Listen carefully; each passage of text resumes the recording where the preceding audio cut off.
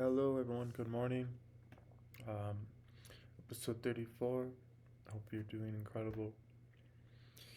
I've had significant breakthroughs, stuff I've been working my whole life on. I say this a lot, but every time it happens, I'm like, oh shit. Kind of disregard what happened last time because now it's on a whole nother level. And I know it'll get. I've known this would happen. I was told on an internal level. I was given direct knowing all of these things that are happening would happen. And I also am aware of so much more that's coming. I'm so thankful. And I want to share that gratitude with you, with the world. I want that kind of gratitude to happen for others. It's very personal and powerful. It takes you to your knees. It's so much joy. Uh, the chakra healing, the our capacity to perceive and directly interact and with the mother, uh, with another, without your shields, to feel that raw state and all the healing that occurs, all the tears that come, the laughter, the silence. It's the silence that happens that transcends your being, and a great trust enters, a profound surrender. And that is when and where you realize it doesn't matter what occurs in this dream. Time is based on intensity, and it can be slowed down or sped up. It's the gratitude for the time that we have that determines our relationship with source, with healing, with experience, with expression. And so, yeah, we want to liberate our throat chakra, liberate our heart chakras, liberate our energy gates, is what Toltecs refer to them as. And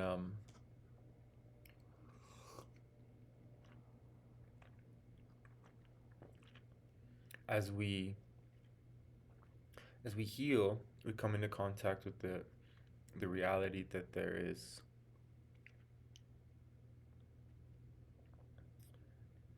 that the trauma that has occurred is the shadow of the whole. So in this dream, things that go on, that go unseen, the the inverted acts, the deception, the taking of power and innocence. The spirit of trauma. It is in a stage now where it knows that it is going to be exposed, and it's like a sociopath, it's lashing out. It needs to express itself in its totality. When as a child, if our natural self is repressed on any level, like if we're trying to express our feelings and we're given sugar and told to be quiet, then we never go through that experience and that energy gets caught. With same concept with sociopaths is repressed confusion, lack of connection to source, having been ritualized and MK Ultra'd and programmed and since birth, ushered into only knowing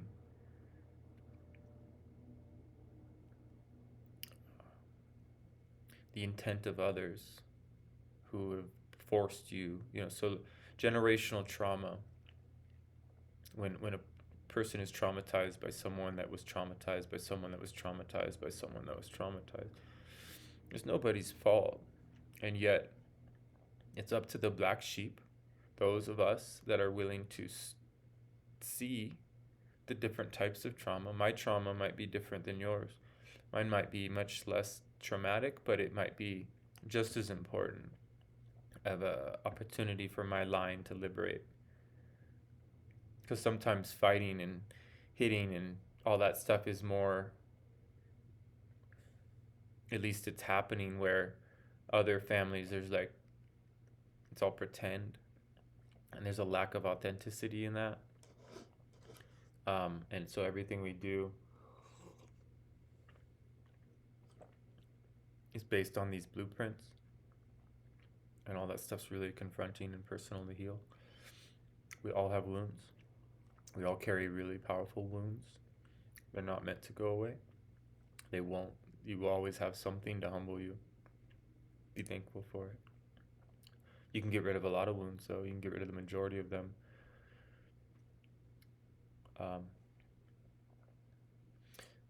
And I mean, you can feel 1,000%. I mean, everything is perfect. It's not like you're meant to be anything other than you are. And yet, since we're going to die, we might as well experience extreme purification if and when we're ready,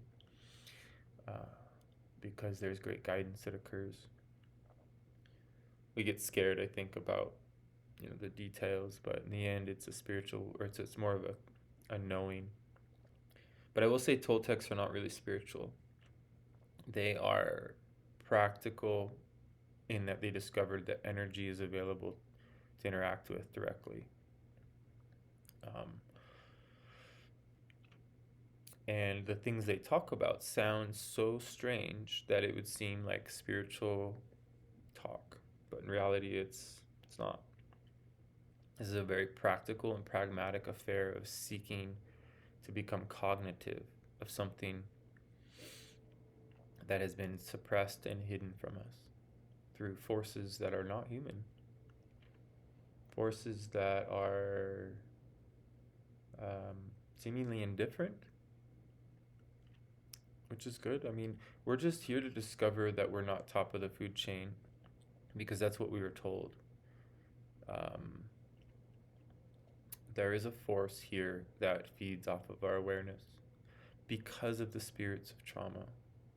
It makes that possible. In fact, without this force intervening, those spirits of trauma couldn't maintain.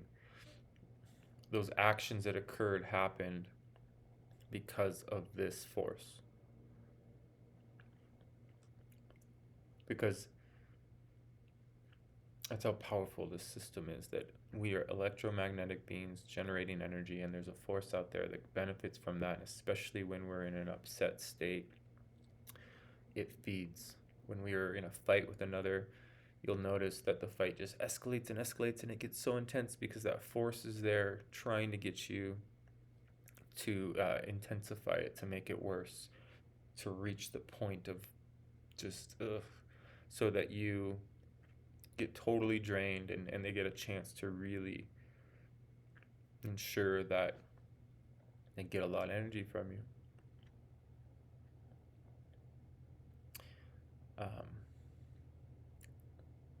Memory demons. They feed off the fact that we're bound to the linear, and that so everything that happened in the past is still occurring. But because we don't deal with it, we don't clear it, we don't provide closure, it allows these forces to utilize that unresolved blueprint within our being and manipulate us. Shamans say that this predator, it gave us their mind. It did. We have two minds. One is natural. It's the seer, silent knowledge, conscious. And then the plastic generic mind that has been lent to us by this predator, and that is why we have generational trauma, and that is why it is so difficult to change, because we're not just up against ideas and people, we're up against a force. And that's why this is such a powerful opportunity for us to become aware and heal our own personal trauma. And when we do so, we heal so much for so many. We make it possible for the universe to continue to expand and become more aware of itself. And that's what we are. We are probes, energetic probes of the universe.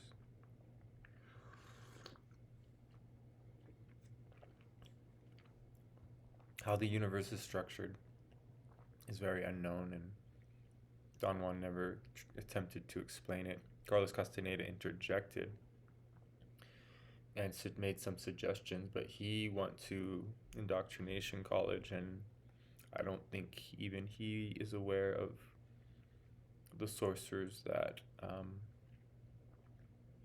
the flyers, the memory demons have working for them, the unensouled. So I think he was aware of social engineering and that the world is run by social engineers, but I don't think he understood that they're actual sorcerers. And I don't think Don Juan bothered to tell him, is my assumption. Because Carlos's students don't seem to be aware of what's going on during this time, which is super terrible. I mean, it's tragic. Imagine they will. I mean, at some point everyone will, right? So it is what it is. So I find myself in a weird predicament, sort of bridging multiple understandings of things. But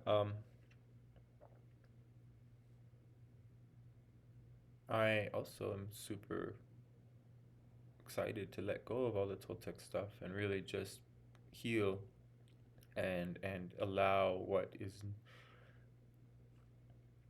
new, what is of our time. So I'm just using the Toltec system as a means to strengthen and hone dreaming attention and to continue to increase my capacity for intent. I've reached unbending intent, and it's just the beginning of what is available within that, right? So now that I have access to it, it's a matter of calming my nerves and being able to utilize it, sustain the silence for longer periods of time than I ever have, which will change the trajectory of my existence. Doesn't ensure that I would do the shadow work, though. A thorough recapitulation is soul retrieval of oneself, but that doesn't mean that you'll face all the different unconscious aspects of your being in that recapitulation. So a lot of people are very solo and alone, and they don't have relationships, and they're doing this work. But if they were in a relationship, they would be forced to feel and deal with their shadow. Because sexual relationships are relationships of power, in which power is exchanged. Because power is exchanged, the shadow is it presents itself, because it wants, like I said, that child that wanted to cry or go or deal with the express itself, it still hasn't got to, so that it's trying to come out through the shadow. And so often we judge the shadow, but it's healthy that it's expressing itself, even though it's self-destructive in its expression. So we live in a linear world where that's bad, that's good, and that's all bullshit. There's no good or bad. It's just you and your relationship with eternity. And if you're lying to yourself, then you don't have a relationship with eternity. Because eternity doesn't lie. But if you're trying to uphold some image or view of yourself and maintain it for the rest of the world, I hope that you find the courage to let it go and reset start over. Um, Now, by all means, if you've done that process and you're healing and you're on your way, celebrate that. Enjoy. There's nothing more powerful than just simply being present. All the cool shit I do, it just makes being present that much more enjoyable. If that makes sense. It's like it's all one. It just collects. So every moment is just the whole thing, the whole lifespan.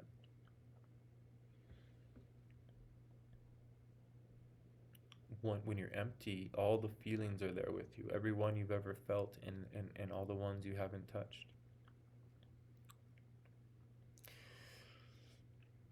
So as the memory demons come forward to really,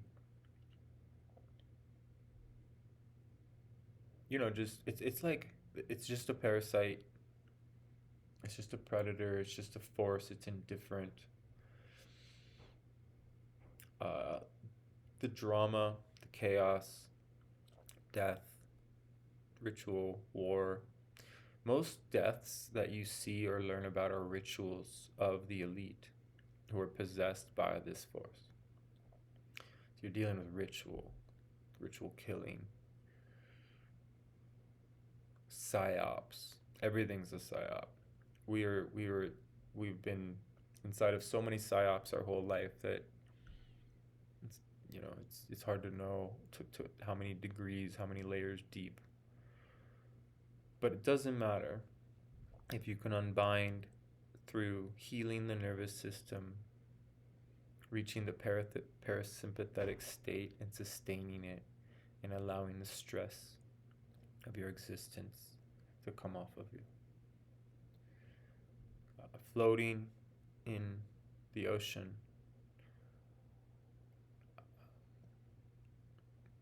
I fall asleep floating in the ocean. And in that time, my being is restored because I'm allowing total surrender. It's not. I don't think most people are probably comfortable doing that. Obviously, in certain areas that would be really dangerous, you could get pulled out to sea. Um, my being tells me when, what to do and when, even if I'm in a deep, deep, deep, deep sleep. My elder used to drive his van with us in it while he was asleep, snoring, head down, drool coming out, just out, driving. He had an extra aspect to his being. He had developed and honed his dreaming body, and his astral body was able to function while his other body shut down. I'm not there, but that's the same mechanism.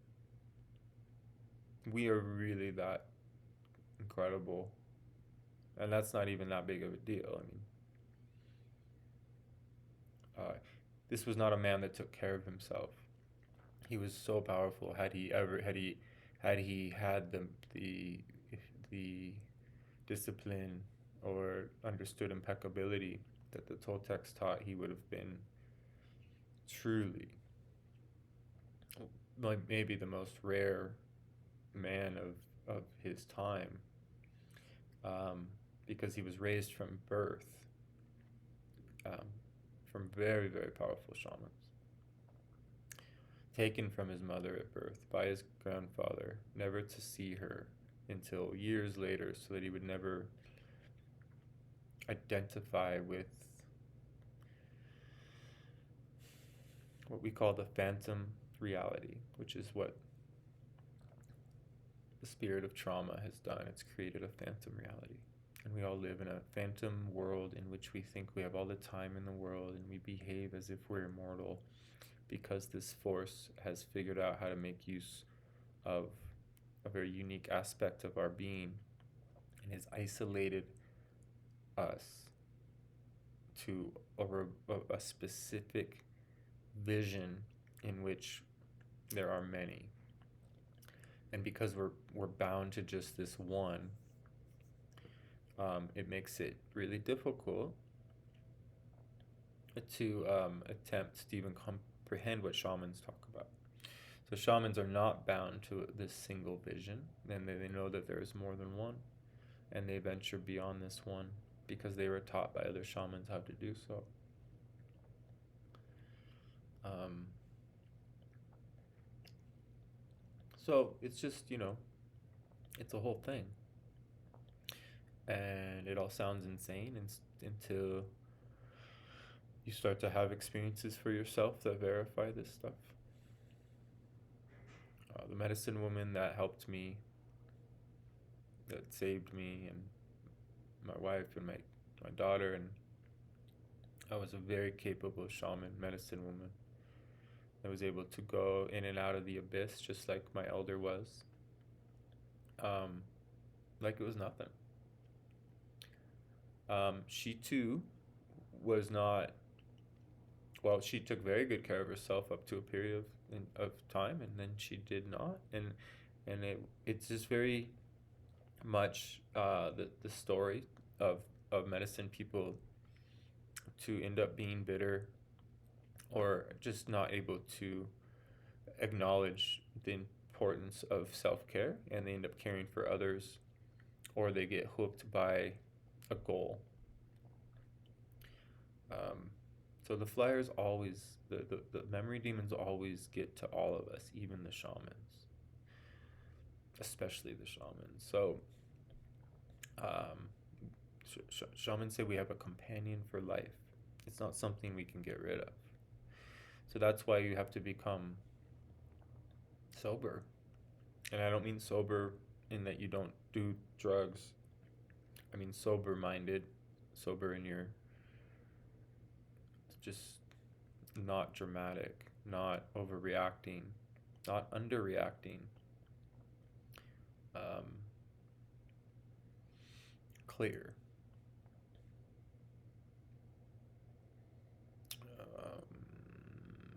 Practical, pragmatic. Doesn't mean you don't want to be magical, though.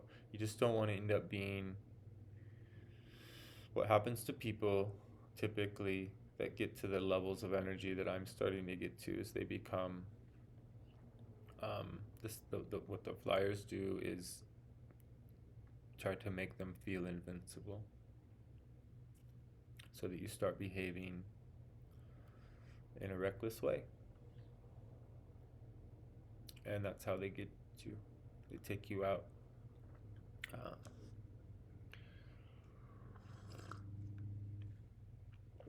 So, the recapitulation, witnessing. Carlos, after he became wealthy from writing his books, his Don Juan told him to go be a fast order cook, a single, or what do you call it? Just quick orders, only cook in the kitchen. You do everything, boom, boom, where you don't have time to think. You have to just do. And I highly recommend that for everyone. Find something that challenges every aspect of your being so that you're just flooded. And you just become fluid and fast and have fun with it and get faster and faster and faster. It's the best. I love shit like that. I don't need to go do that anymore because I learned how to embrace it. Now, if I write a bunch of books and make a bunch of money, the